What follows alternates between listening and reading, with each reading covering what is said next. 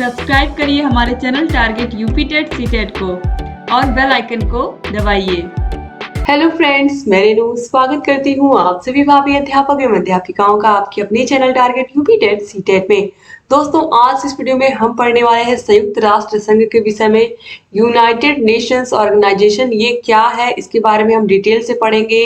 और इससे पहले कि अगर आपने क्लासेस को नहीं देखा है तो डिस्क्रिप्शन बॉक्स और कमेंट बॉक्स दोनों जगह आपको सारे क्लासेस की लिंक मिल जाएगी, सारे विषयों के क्लासेस की लिंक भी मिल जाएगी और सारे विषयों के मास्टर क्लास जो हैं उनकी भी लिंक आपको मिल जाएगी। और अगर आपको इन सारे विषयों की पीडीएफ चाहिए, सारे विषयों के नोट्स, 8 के 8 विषयों के 4th सेमेस्टर के अगर आपको नोट चाहिए तो उसके लिए नोट्स के लिए आपको हमारे app target UP TET CTET app को डाउनलोड करना पड़ेगा। ऐप की लिंक डिस्क्रिप्शन बॉक्स और कमेंट बॉक्स दोनों जगह मिल जाएगी। ठीक है दोस्तों, तो आसानी से आप ऐप को डाउनलोड करके और कोर्सेज से आसानी से पढ़ सकते हैं। तो आप जरूर ऐप को डाउनलोड करिए और कोई भी प्रॉब्लम आए तो लास्ट में वीडियो खत्म होने के बाद मैं आपको एक नंबर दे दूंगी, उस नंबर पर कांटेक्ट करके आप सारे डाउट्स को भी क्लियर कर लीजिएगा। ठीक है, और अगर वैसे भी कोई डाउट आता है तो अगर आप कमेंट करोगे तो भी आपके कमेंट का रिप्लाई हम करते हैं। तो चलिए अब यहाँ पर हम देखते हैं संयुक्त राष्ट्र संघ के विषय में। यूनाइटेड नेशंस ऑर्गेनाइजेशन क्या है? तो संयुक्त राष्ट्र प्रभुता संपन्न राष्ट्रों का एक संगठन है। यह संगठन विश्व शांति के लिए प्रयास करने, सभी राष्ट्रों के बीच मैत्री को बढ़ावा देने और आर्थिक तथा सामाजिक प्रगति को समर्थन देने के लिए स्वेच्छा से संयुक्त राष्ट्र में शामिल होते हैं। इस संगठन का औपचारिक गठन 24 अक्टूबर 1945 को हुआ था और एग्जाम में बहुत बार क्वेश्चन पूछा जा चुका है। संयुक्त राष्ट्र संघ का गठन कब हुआ था? तो 24 अक्टूबर 1945 को हुआ था। उस समय 51 देश इसके सदस्य बने थे। कितने देश? 51 देश। तो संयुक्त राष्ट्र संघ की स्थापना 24 अक्टूबर 1945 को हुई थी, यानी कि जब हमारा देश आजाद नहीं हुआ था उसके 2 साल पहले ही संयुक्त राष्ट्र संघ की स्थापना हो गई थी। वर्तमान में संयुक्त राष्ट्र संघ में 193 देश हैं। विश्व के लगभग सारे अंतरराष्ट्रीय मान्यता प्राप्त देश शामिल हैं। संयुक्त राष्ट्र को कभी कभी राष्ट्रों की संसद भी कहा जाता है, किंतु वास्तव में संयुक्त राष्ट्र संघ ना तो कोई सर्वोच्च राष्ट्र है और ना ही सरकारों की सरकार है। ठीक है, ये ना तो कोई सर्वोच्च राष्ट्र है और ना ही सरकारों की सरकार है। तो ये 193 देशों का संगठन है जो आपस में भाईचारे की बात करते हैं, मित्रता की बात करते हैं, विश्व में शांति स्थापित करने की बात करते हैं। ठीक है, अब देखिए संयुक्त राष्ट्र संघ के क्या उद्देश्य है। तो संयुक्त राष्ट्र घोषणा पत्र के अनुसार इस संगठन का उद्देश्य निम्नलिखित प्रकार से है। पहला है, संयुक्त राष्ट्र संघ का मुख्य उद्देश्य अंतरराष्ट्रीय शांति व सुरक्षा की व्यवस्था करना है। दूसरा है, आर्थिक, सामाजिक, सांस्कृतिक तथा मानवीय समस्याओं का निराकरण करने के लिए अंतरराष्ट्रीय सहयोग प्राप्त करना है। तीसरा है, समस्त मानव जाति के अधिकारों का सम्मान करना है। चौथा है दोस्तों, अंतरराष्ट्रीय मतभेदों को शांतिपूर्ण उपायों से समाप्त करना है। पांचवा है, समस्त राष्ट्रों के बीच मैत्रीपूर्ण संबंधों को विकसित करना है। तो आपको समझ में आ गया होगा कि संयुक्त राष्ट्र संघ जो है इसका जो मुख्य उद्देश्य होता है वो यही होता है कि सभी देशों के बीच शांति सुरक्षा की व्यवस्था बनी रहे। किसी भी देश में अगर कोई आर्थिक समस्या आ गई है, सामाजिक समस्या आ गई, तो सारे देश मिलकर के उस देश की मदद करें, इस तरीके से दोस्तों। ठीक है, तो यहाँ पर कोशिश यही होती है हर तरीके से कि आपसी सहयोग, आपसी भाईचारा सभी देशों में बना रहे और जो मानव जाति है उसके अधिकारों का सम्मान भी हो, सभी मानव जाति के अधिकारों का सम्मान भी हो और बिना किसी मतभेद के सभी लोग शांतिपूर्ण तरीके से रहें।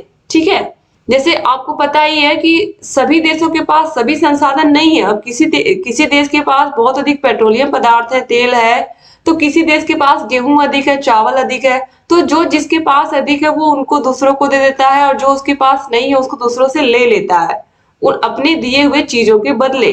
जैसे हमारे देश की बात करें तो हमारे देश में चावल, गेहूं, इन सब का निर्यात हमारा देश करता है, तो उसके बदले वो उन देशों से कुछ ना कुछ लेता भी है। ठीक है, जिनको वो देता है। तो इस तरीके से यहाँ पर एक तरीके से मित्रता, भाईचारा जो है वो बना रहे, यही संयुक्त राष्ट्र संघ का उद्देश्य है। अब संयुक्त राष्ट्र संघ के कौन कौन से अंग हैं, तो सबसे पहले आप देखिए जो प्रमुख अंग है वो है सबसे पहला महासभा, जनरल असेंबली। तो महासभा संयुक्त राष्ट्र में विचार विमर्श के लिए मुख्य अंग है और संगठन के सभी सदस्य इसमें शामिल होते हैं। महासभा संयुक्त राष्ट्र घोषणा पत्र के अंतर्गत उठने वाले किसी भी विषय पर चर्चा कर सकती है और संयुक्त राष्ट्र सदस्यों के लिए सिफारिशें कर सकती है।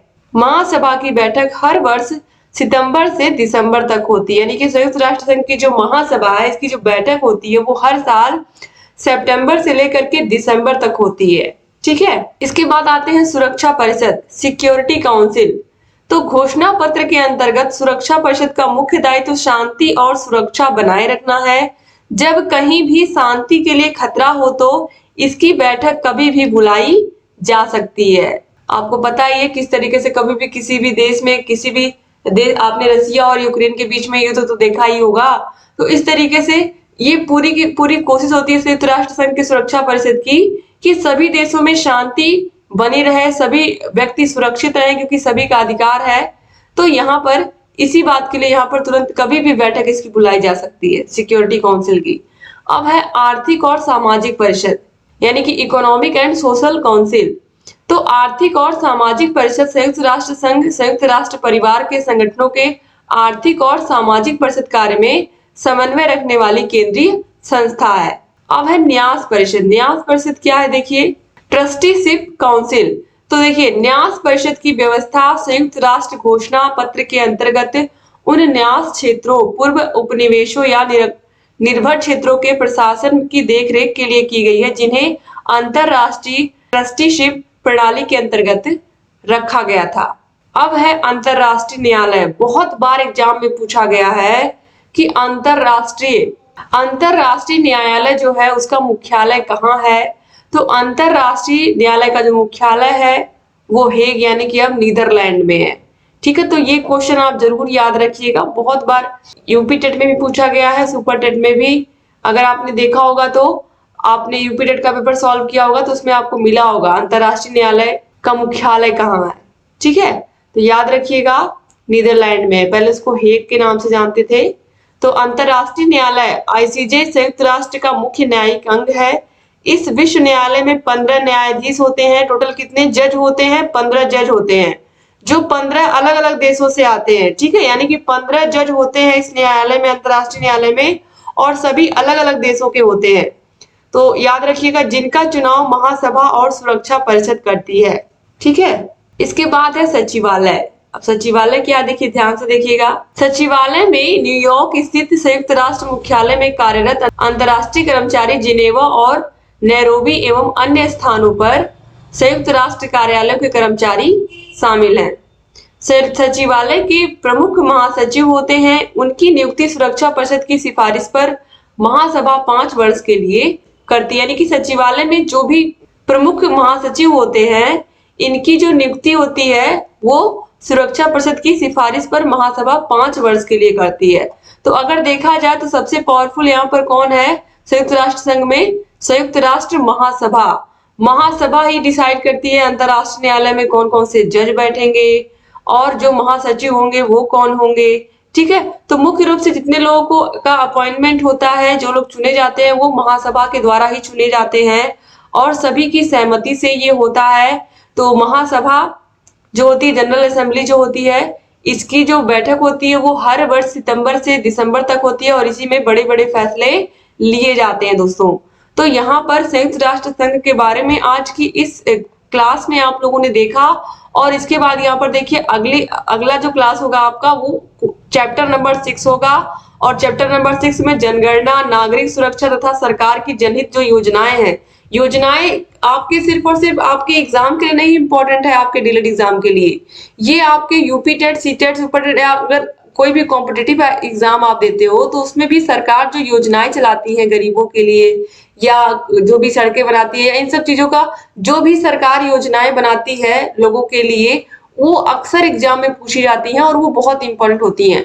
तो कल की क्लास में हम योजनाओं के बारे में जानेंगे, सरकार की जनगणना, नागरिक सुरक्षा के लिए सरकार क्या क्या हमारे संविधान में लिखा गया है हमारी सुरक्षा के लिए, तो ये सारी चीजें हम देखेंगे दोस्तों। तो अगली जो क्लास होगी आपकी चैप्टर नंबर 6, वो भी बहुत महत्वपूर्ण है। और जल्दी आप लोग सामाजिक अध्ययन को खत्म कर लीजिए दोस्तों, और मैथ की क्लास तो आपकी चली रही है, तो मैथ की क्लास भी आप देखना शुरू कर दीजिए। और जहां कहीं कोई भी डाउट अगर है आपको तो जरूर आप पूछिए, आप कमेंट करिए और अगर चैनल को अभी तक आपने सब्सक्राइब नहीं किया हमारे, तो प्लीज सब्सक्राइब भी कर दीजिए, क्योंकि आपके लिए रेगुलर वीडियोस हम लेकर के आते रहते हैं, और कोई भी न्यूज आती है तो उससे भी आपको अपडेट करते रहते हैं, ताकि समय समय पर आपको सारी जानकारी प्राप्त होती रहे। अगर आप सब्सक्राइब किए रहोगे चैनल को और बेल आइकन यानी कि घंटी को प्रेस किए रहोगे, बगल में घंटी का निशान है उसको भी अगर आप प्रेस कर दोगे, तो सारी वीडियो की नोटिफिकेशन आपके पास समय से जाएगी।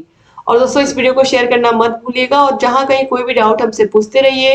डिस्क्रिप्शन बॉक्स, कमेंट बॉक्स में आपको सारे के सारे विषयों की लिंक मिल जाएगी, और कोई भी डाउट हमसे पूछिए, ताकि आपके लिए हम अच्छे से अच्छी वीडियोस लेकर के आते रहें और आपकी जो तैयारी है उसको बेहतर बनाते रहें। मैंने आपसे कहा था कि लास्ट में मैं आपको कॉन्टेक्ट नंबर बताऊंगी, तो ये है 7705 95 45 49। इसी नंबर पर आप कांटेक्ट करिएगा, आपको सारे डाउट्स आपको क्लियर कर दिए जाएंगे। आप इसका स्क्रीनशॉट ले लीजिए, आप आसानी से नंबर को मिला करके और जो भी डाउट है आप पूछ लीजिएगा, कैसे ऐप को डाउनलोड करना है, कैसे कोर्स को परचेज करना है, और सारे विषयों की पीडीएफ, सारे विषयों के मास्टर क्लास के लिंक, सारे विषयों के चैप्टर वाइज टेस्ट, सारे विषयों के राजन और पवन सीरीज की पूरी पीडीएफ, ये सभी आपको मिलेंगे ऐप में। टारगेट यूपीटेट सीटेट ऐप की लिंक आपको मिल जाएगी डिस्क्रिप्शन बॉक्स और कमेंट बॉक्स में। जय हिंद।